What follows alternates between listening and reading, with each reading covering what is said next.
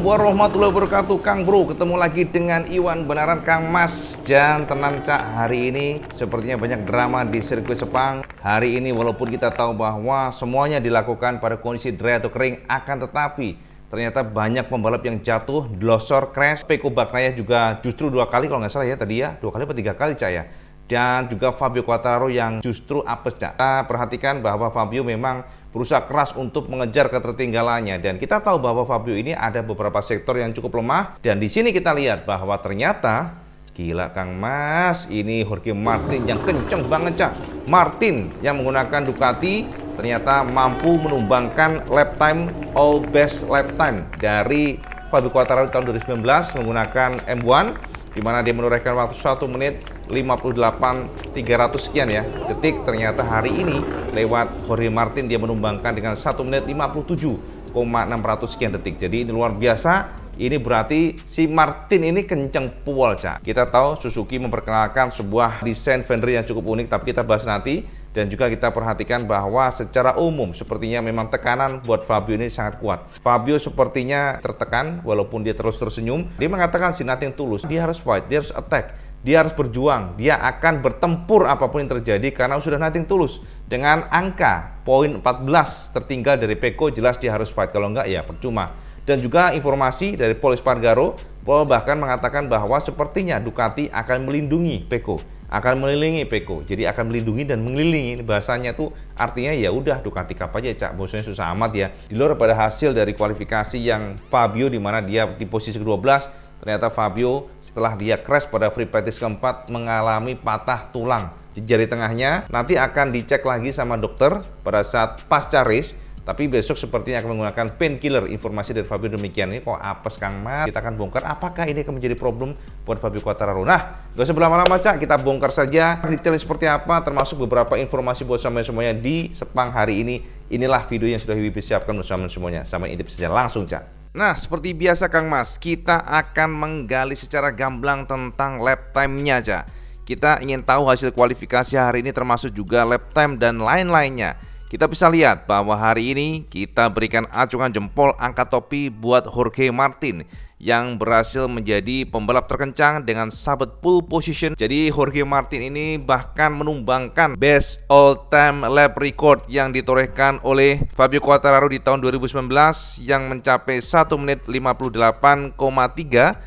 Dan hari ini Jorge Martin sudah menumbangkan rekor tersebut dengan 1 menit 57,790 detik, atau bisa lebih cepat setengah detik dibandingkan dengan Fabio Quartararo di tahun itu. Ini luar biasa Kang Mas. Sementara itu untuk yang keduanya, Enea Bastianini ternyata juga mampu menorehkan waktu cukup baik, jadi 1 menit 58,246 detik. Ini artinya apa Cak? Kalau kita kalkulasi secara detail, maka bisa kita pastikan bahwa all time lap record itu tumbang oleh Jorge Martin dan juga Enea Bastianini. Luar biasa Cak. Dan ketiga, kita acungin jempol buat Marc Marquez. Ternyata Marc Marquez bisa menorehkan waktu yang cukup baik, yakni 1 menit 58,454 detik, atau menorehkan top speed sekitar 330,2 km per jam. Ini pada kondisi yang masih problem motornya dan juga kondisi fisiknya yang dikatakan masih terus menuju ke recovery Cak ya. Jadi otot-ototnya itu dilatih oleh Marquez, dan ternyata Marc bisa nempel di posisi ketiga. Ini luar biasa. Kita nanti lihatlah per sektornya kenapa Marc bisa luar biasa, termasuk Jorge Martin. Kita akan bedah nanti untuk lap time-nya Cak, biar gamblang. Nah, keempat kemudian juga Marco Bezzecchi, luar biasa pula. Ini Bezzecchi semakin lama semakin jos gandos. Ini adalah Rookie of the Year, dan ternyata memang dia menunjukkan kelasnya. Pasti Rossi tersenyum senang Kang Mas. Dan kelima, seperti biasa Suzuki luar biasa, Alex Rins luar biasa. Setelah Rins mengalahkan Marquez kemarin pada balap Australia, ternyata momentum tersebut terus dipertahankan oleh Alex Rins dengan menjadi pembalap yang akan start di posisi kelima. Ini artinya apa? Secara performa Suzuki memang luar biasa. Kita lihat di sini 1 menit 58,575 detik. Kemudian keenam juga Luca Marini. Jadi artinya Moni VR46 ini makin lama makin jos gandos Cak. Jadi Luca Marini nangkring di posisi 10 lagi ke posisi 6 maksudnya Cak. Akan start besok.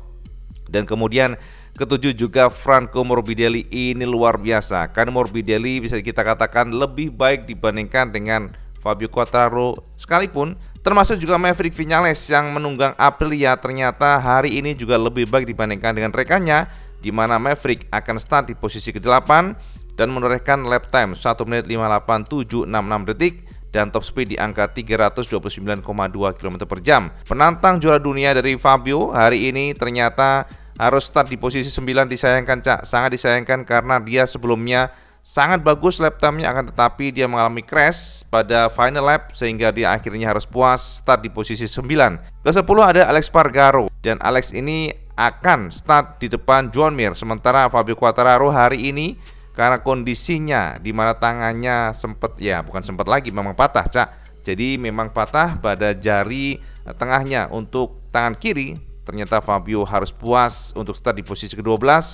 Dan kemudian 13 Brad Binder startnya ke-13, kemudian 14 Jack Miller, lalu start ke-15 Cole Crutchlow, kemudian ke-16 Fabio Di Gianantonio, dan ke-17 Paul Espargaro, dan 18 Johann Zarco, kemudian 19 Miguel Oliveira, 20 Remy Gardner, dan 21 Alex Marquez, kemudian Raul Hernandez start ke-22, dan 23 Nagashima Sang, dan 24 baru Darren Binder yang akan start dari posisi paling buncit, Cak.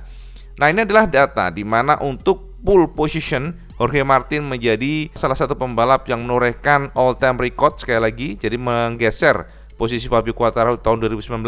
Next kita lihat untuk maximum speed, Cak. Dan di sini bisa kita lihat bahwa Bastian ini masih menjadi pembalap terkencang Ducati pastinya dengan 336,4 km per jam di Sepang, Malaysia.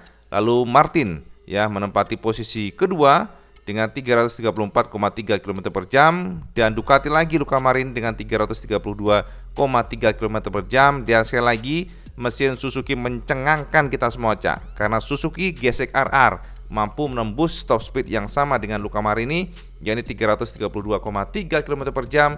Kembali lagi setelah itu Ducati lewat Pecco yang menorehkan lap top speed, ya maksudnya bukan lap ya, top speed di 332,3 km per jam pula.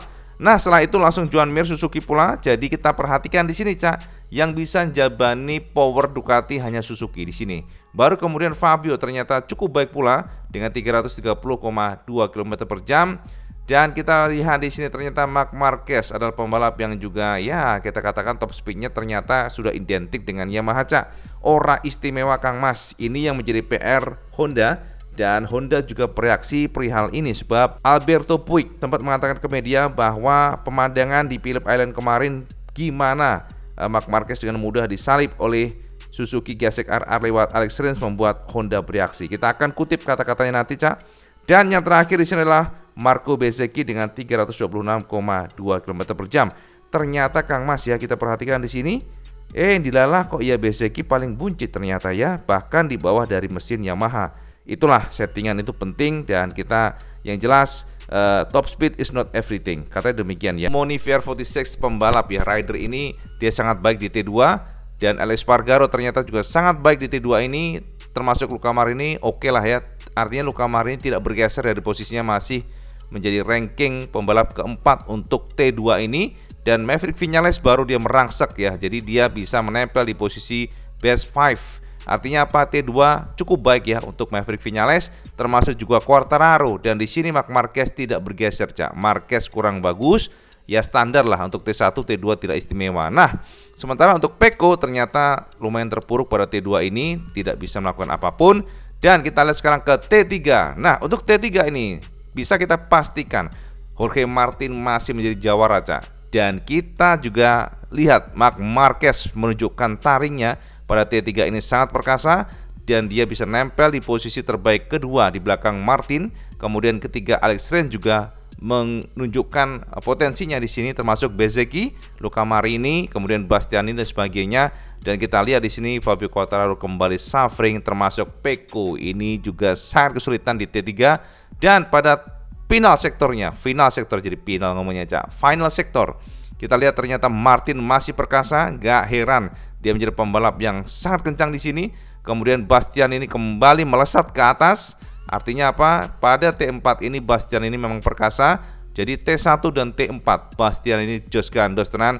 Termasuk juga Alex Rins ternyata dia juga stay di best top 3 untuk T4. Pecco akhirnya melesat lagi ya, dia bisa menjadi pembalap dengan terkencang keempat pada T4. Kemudian Marc Marquez sedikit melorot di sini.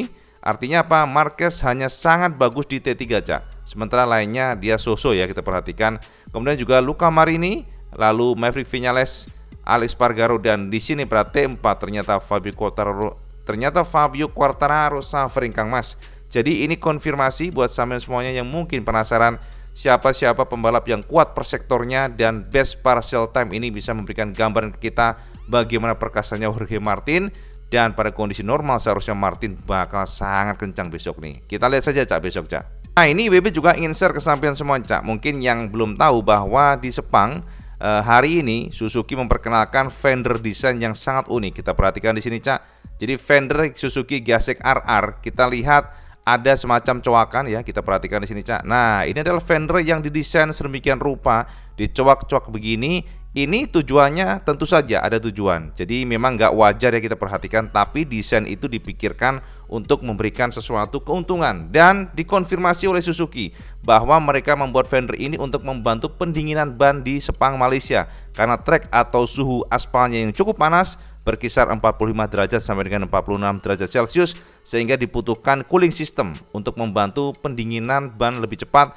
Dan dibuatlah fender ini, Cak. Itu konfirmasi dari Suzuki. Kalau kita lihat dari jauh seperti ini ya, kelihatannya memang nggak terlalu kelihatan ya, maksudnya nggak terlalu kental. Tapi kalau dideketin seperti ini baru kelihatan coak-coakannya. Nah gitu, Cak. Oke lah, kita lihat besok ya untuk race. Jadi hari ini sebenarnya ada beberapa drama yang membuat kita juga tercengang ya. Masalahnya ini Franco Morbidelli itu ngapain sih, ngelamun apa piye nih. Jadi sebenarnya sempat ada insiden di mana Franco Morbidelli ini seperti menutup jalan dari Pecco dan juga Marquez yang sedang melakukan hot lap. Kita lihat ya untuk tayangannya, Cak, biar jelas. Nah, ini tayangan di mana kita perhatikan di sini ya. Saya perhatikan di sini Marquez lagi hot lap dengan, oh ya, teman-teman kan kemarin banyak yang komen, Cak IWB jangan di pause-pause, Cak IWB, biarkanlah slow motion, Cak. Kalau sampean slow motion menggunakan gambar ini atau video ini langsung dapat kena copyright. Langsung IWB nanti kena strike dan ini akan membuat channel IWB bisa di-ban gara-gara ini. Jadi makanya kita mengambil sesuatu dengan cara yang bisa kita gunakan tapi tidak berbahaya dalam sisi copyright itu. Jadi mohon dimaklumi teman-teman kalau mungkin ada yang komen, karena banyak yang komen kemarin, pusing Cak IWB kenapa di pause-pause. Ini memang salah satunya adalah untuk menghindari strike, itu intinya ya. Jadi kalau kita begini kan kita nggak mentah-mentah ngambil videonya. Nah jadi gitu ya.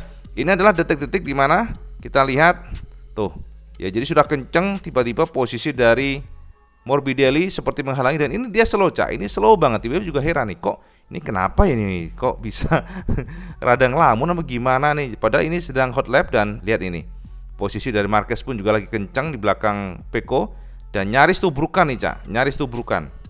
Nah dan tuh lihat tuh ya, nyaris tubrukan. Dan kita perhatikan di sini tuh, dari sini Marquez juga terhalang, sempat terhalang, sehingga kita perhatikan di sini ya. Lihat nih, tangan daripada Pecco. Kelihatan kesel banget tuh Pecco. Nah, lihat nih ya. Jadi Marquez pun juga memberikan isyarat kepada Franco yang menghalangi jalan. Lihat nih, dari sini kita perhatikan di sini ya. Tuh lihat, memberikan isyarat kepada Franco Morbidelli, "Woi, minggir woi." Piye toh. Jadi memang IWB juga cukup terkejut ya. Seharusnya kalau dia memang slow ya, slow nggak kenceng, tidak dalam racing line. Itu yang menjadi fokus kita. Kenapa Morbidelli bisa melakukan hal itu? Jadi gitu ya. Kita lihat rekaman dari sisi ini ya. Jadi ini posisi Marc Marquez yang sedang di belakang Pecco. Nah ini sedang hot lap, Cak, hot lap. Jadi benar-benar kenceng nih ya kan. Dari sini kita lihat tuh, dari sini perhatikan. Yes, jadi terhalang di sini, Cak. Sudah terhalang dan ternyata tuh Morbidelli nge-slow nih, sampai kaget kan dia. Tuh. Tuh. Nah kan? What happened ayat naon ini ya, bener-bener ini. Tuh, kan? Tangannya langsung memberikan isyarat, kesel nih Pecco nih.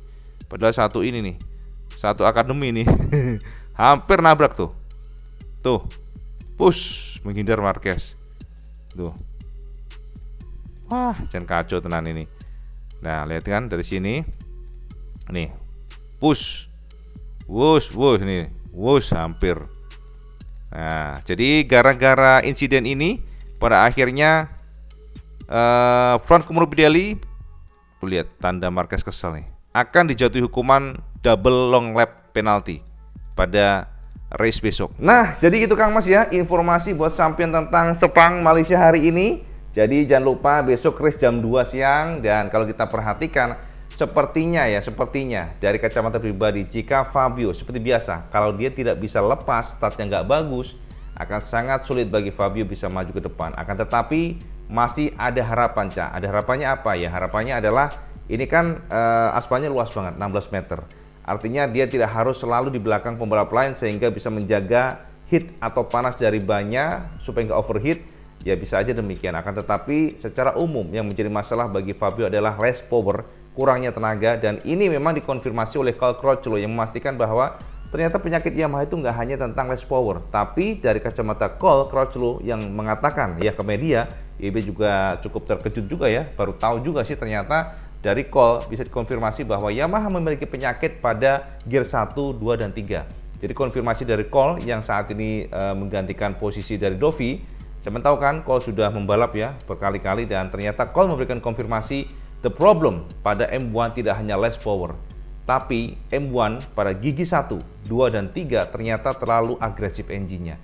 Jadi engine ini terlalu liar, dan ternyata bahkan di setting dengan elektronik pun masih liar. Ini yang baru tahu juga kita ya, karena kita selama ini kan selalu membahas less power, kurang tenaga, dan Fabio juga nggak pernah mention tentang itu. Akan tetapi dari kacamata Cal yang sudah pernah menggunakan mesin Honda, sebelumnya kan menggunakan Honda nih RC nih, dari kacamata dia kelemahan M1 adalah itu tadi, gear 1, 2, 3 liar, dan gear 4 itu powernya kurang. Di luar pada traction, ban belakang yang memang kurang, jadi semuanya seperti apa ya, semacam paket yang memang sulit dipecahkan oleh Yamaha. Itu konfirmasi Cal tentang Yamaha M1 ya. Jadi besok Cak, kalau kondisi kering, kacamata pribadi Ducati sangat berpotensi akan juara ya. Apakah Bastianini atau mungkin Jorge Martin? Antara itulah kalau dari kacamata pribadi demikian. Kalau Pecco, kita lihat dulu Pecco seperti apa besok, karena time attackingnya itu bagus banget, race pace-nya juga bagus. Pada saat race menggunakan ban bekas itu bagus. Fabio juga bagus pada race pace atau menggunakan ban bekas, sehingga kita lihat apakah besok para pembalap ini bisa menyalip pembalap depannya. Kalau mereka bisa saja nanti akan bisa masuk top 5. Tapi jika nggak bisa, ya udah akan berada mungkin terlempar dari 6 besar. Akan tetapi seharusnya Pecco bisa masuk ke top 5 seharusnya ya. Kalau Fabio kita lihat startnya bagus, bisa saja. Tapi kalau startnya kayak kemarin, ya dia akan stuck di belakang. Dan Marc Marquez gimana? Marquez ini kadang-kadang sulit ditebak, Cak. Jujur Marquez ini banyak actingnya kadang-kadang dari kacamata pribadi. Dia mengatakan, wah susah, kurang enak, motornya habis dan sebagainya, tiba-tiba masih di depan. Jadi kita nggak bisa remehkan Marc Marquez karena dia adalah pembalap yang memiliki talenta luar biasa. Ini adalah special rider, dan dari kacamata pribadi saat ini the best rider in the world is Valentino Rossi nomor 1, kedua Marc Marquez. Ini dari kacamata pribadi, dan setelah itu gapnya jauh. Gak ada pembalap yang benar-benar bagus ya dari kacamata pribadi. Maksudnya ya kita harus buktikan lah, mereka harus buktikan dulu, juara dunia dulu, baru kita katakan bagus. Selama ini, sejauh ini memang kita harus katakan ya demikian. Ya mungkin M1 spesialis lah untuk Fabio, tapi kalau kita lihat ya Ducati, Pecco, semua Ducati kenceng, belum tentu Pecco-nya yang bagus kan gitu. Walaupun tetap bagus sih, maksudnya belum tentu yang memang benar-benar pembalapnya yang sangat vital gitu loh, yang membuat Pecco itu bagus. Tapi kalau Honda sudah jelas, Honda kesulitan suffering menggunakan atau digunakan Marquez ya, ternyata malah kenceng ya kan, bisa masuk kedua kemarin ya. Jadi itu aja sih informasi buat semuanya dari Sepang Malaysia. Kita lihat besok seperti apa race-nya, apakah Ducati akan juara di sini, kemudian juga apakah Marc Marquez bisa kembali podium atau justru juara, kita nggak tahu. Dan kita lihat saja apakah Pecco bisa masuk ke top 5 atau mungkin podium, dan juga Fabio Quartararo kita lihat besok ya. Jadi gitu aja informasi Iwan Bondan bersama semuanya. Semoga mencerahkan, dan kalau teman suka video teman like, share, dan subscribe. Oh jolali, sampai sholat 5 waktu karena ini paling penting. Assalamualaikum warahmatullahi wabarakatuh. Selamat segandes.